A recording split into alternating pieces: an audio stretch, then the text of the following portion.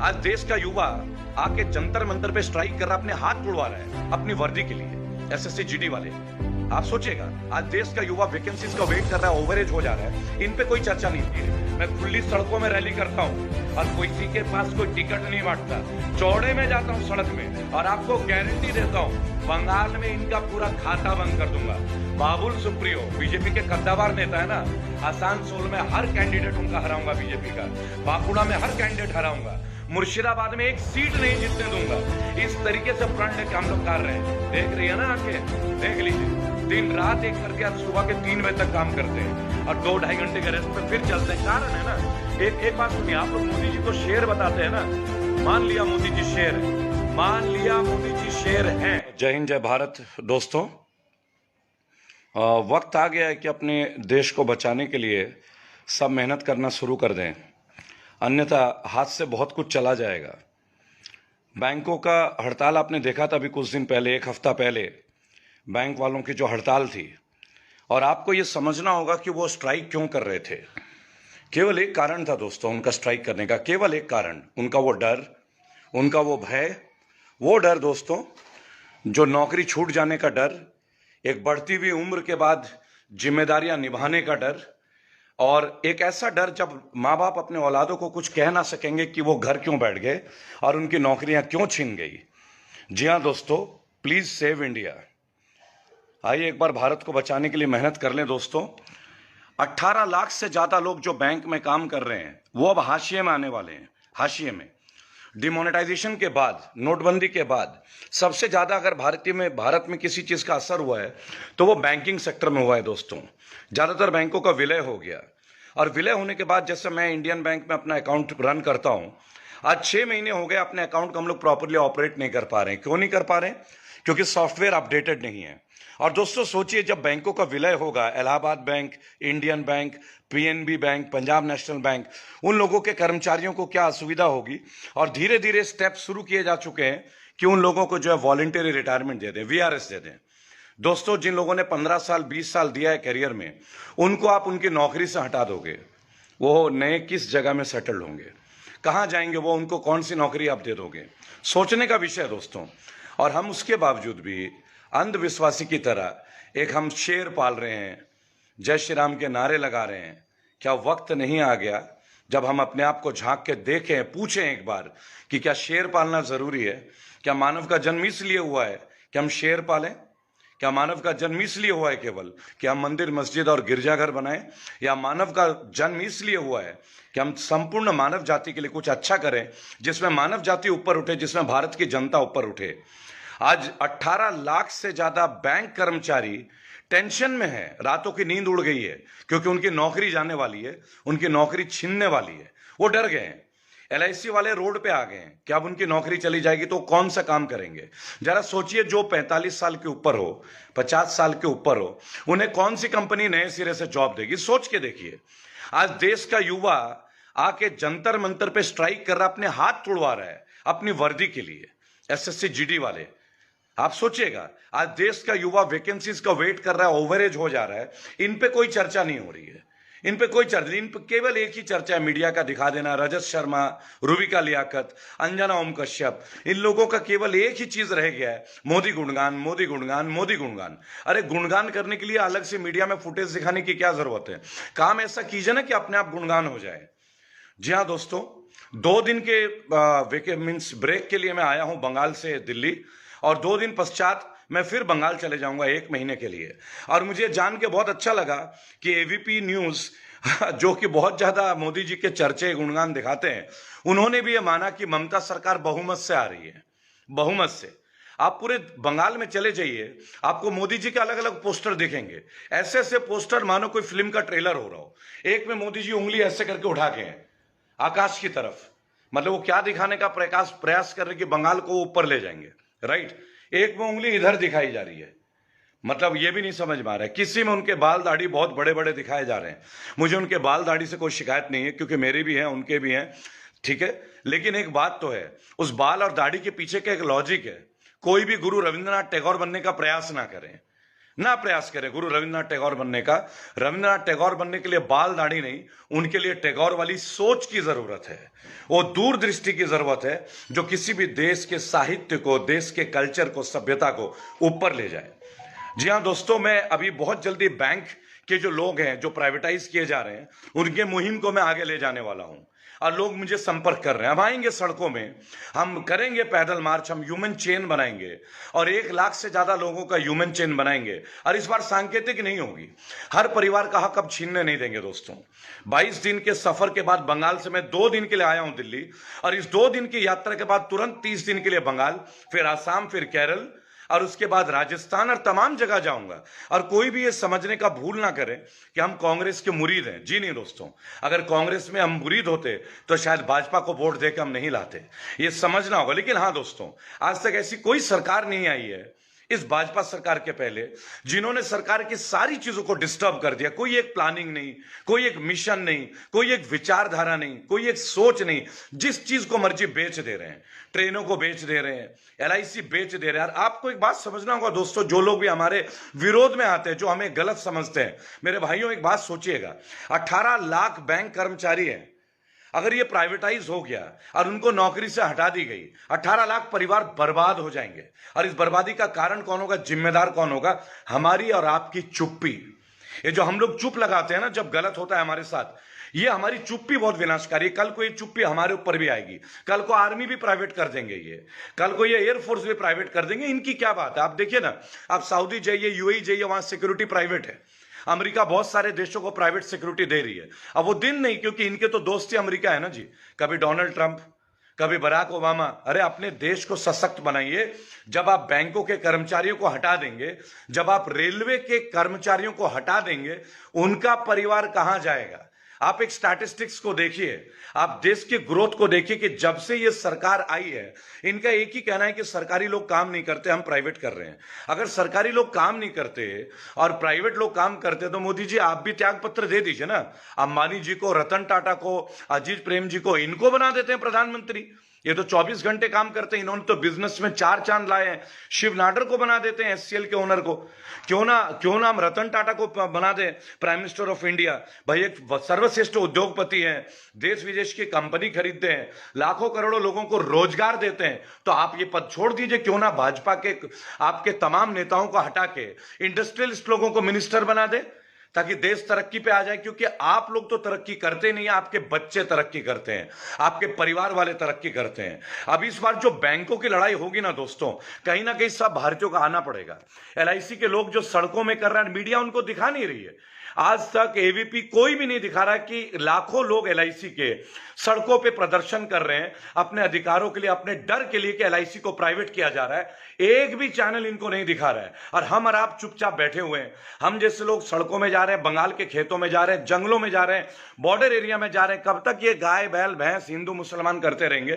कब तक हम इस चीज का ढकोसला पीटते रहेंगे? गाय बैल भैंस बकरी, हिंदुत्व, इस्लाम, इन्हीं से हमारा पेट चलेगा, इन्हीं से हमारा घर बढ़ेगा क्या? हमें जरूरत नहीं हमारे बच्चों की फ्यूचर को आश्वस्त करने की। सारी चीजें बेची जा रही है। बच्चे कहां से जॉब्स मिलेंगे?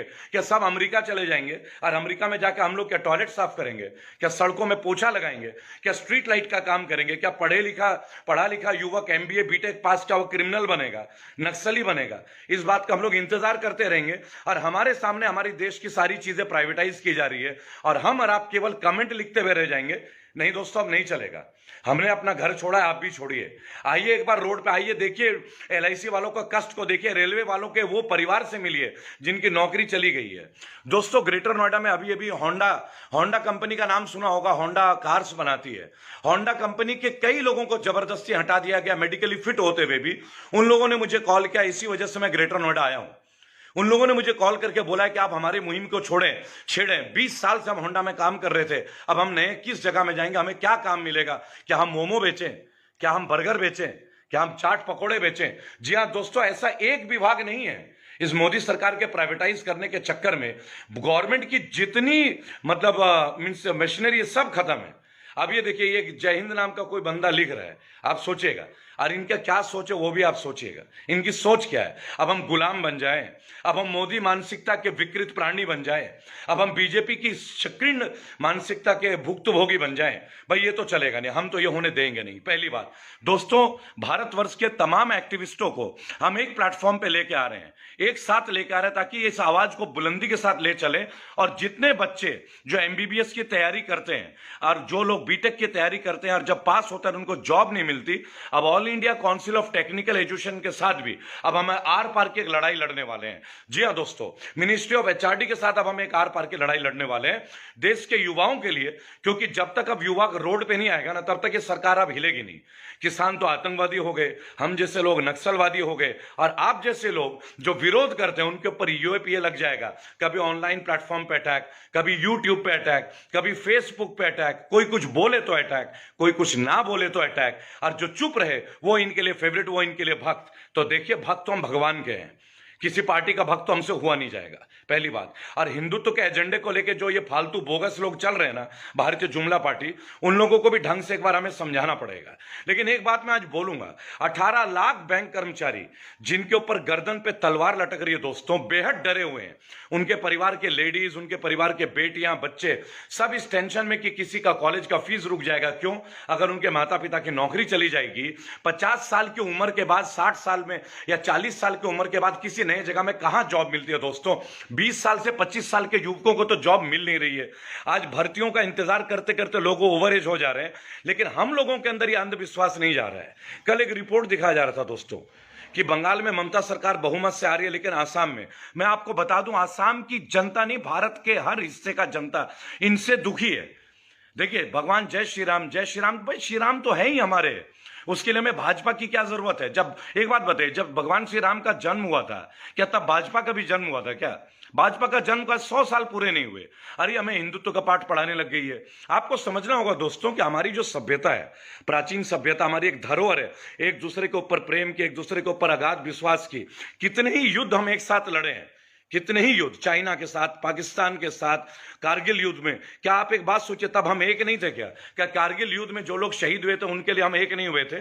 आज चाइना अगर कुछ करता तो क्या हम एक नहीं हो जाएंगे? अरे दोस्तों, हर घर से एक नहीं, 5-5 लोग तैयार हो जाएंगे इस लड़ाई को लड़ने के लिए। देश को आवाज देने की जरूरत नहीं, कोई भी देश अगर हमारे देश के ऊपर गलत नजर डालेगा ना, देश की लेडीज तक निकल आएंगे हथियार उठा के। क्या बात करते हैं?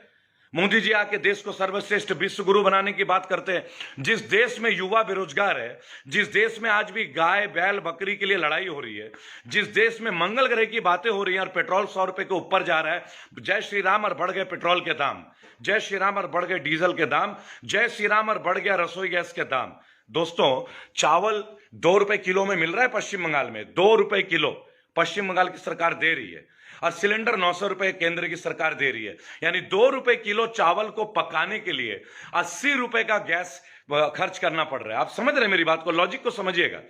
2 रुपए किलो चावल को पकाने के लिए 80 रुपए किलो गैस का प्रयोग हो रहा है, और ये केंद्र की सरकार बोलती है कि हम सोनार बांग्ला बनाएंगे, देश को विश्व गुरु बनाएंगे। अरे विश्व गुरु जुमलों से नहीं बनते, लंबी दाढ़ी और बाल बनाने से नहीं बनते, उसके लिए क्वालिफिकेशन लेना पड़ता है, यूनिवर्सिटी से पढ़ना पड़ता है, टक्कर लेना पड़ता है, कॉम्पिटिशन करना पड़ता है, टेक्निकली क्वालिफिकेशन लेनी पड़ती है, आपको थियोरिटिकली परफेक्ट होना पड़ता है, स्ट्रैटेजिकली आपका एक मिशन होता है, उस मिशन के साथ एक विजन की रिक्वायरमेंट होती है जो धोती कुर्ता पहन के 70 साल का एक बूढ़ा नहीं कर सकता।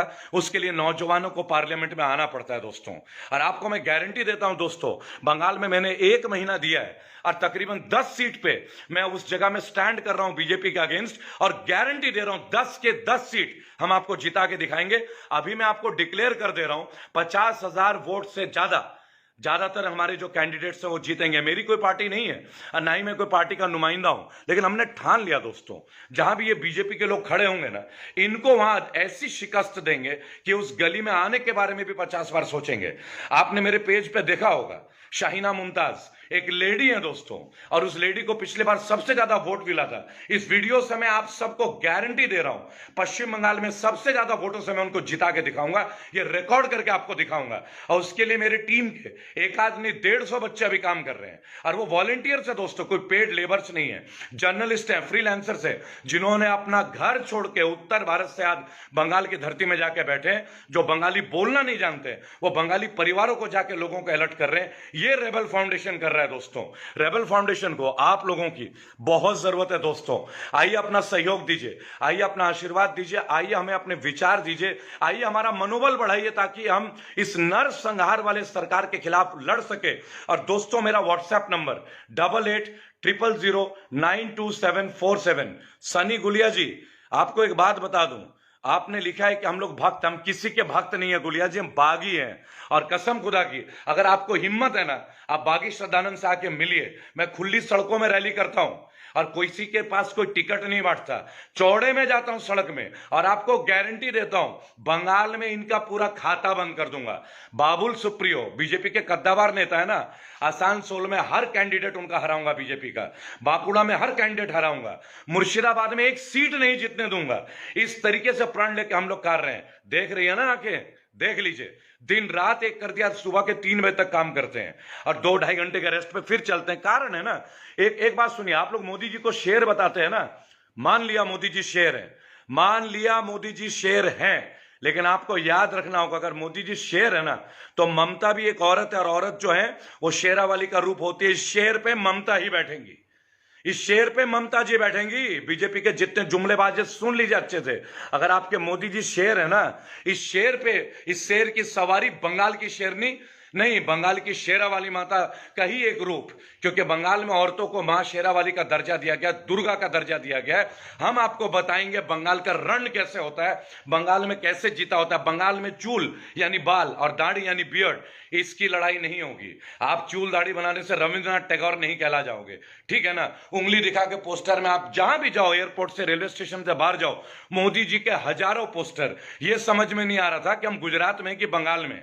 इतना डर, इतनी पब्लिसिटी की भूख, इतना व्हाट्सएप में मैसेजेस, इतने आईटी का काम। अरे इतने फ्लेक्स बोर्ड जो आपने खर्च किए ना, अगर गरीबों में बांट देते ना, वो आपको दुआएं देती। आपने यही तो किया है गुजरात में, बड़े बड़े पोस्टर और 16 फीट की दीवार बना के गरीबी ढकने का काम किया। धिक्कार आपकी नीति पे, धिक्कार, आपके ऊपर धिक्कार। और आपको बताऊंगा, एक बंगाली की ललकार है, भिड़ के देखिए एक बंगाली से, बंगाल में आपका खाता बंद करूंगा। अरे मैं तो एक साधारण बागी हूं, वहां का हर मिनिस्टर मुझे बुला रहा है, आइए आप हमारे साथ करके काम कीजिए, लेकिन नहीं, हम इंडिपेंडेंट सड़क पे खड़े होते हैं, because we are not political people. Let us save Bengal, let us save India, और भगाते हैं इस पार्टी को तोड़ा तोड़ा के। जय हिंद, जय भारत।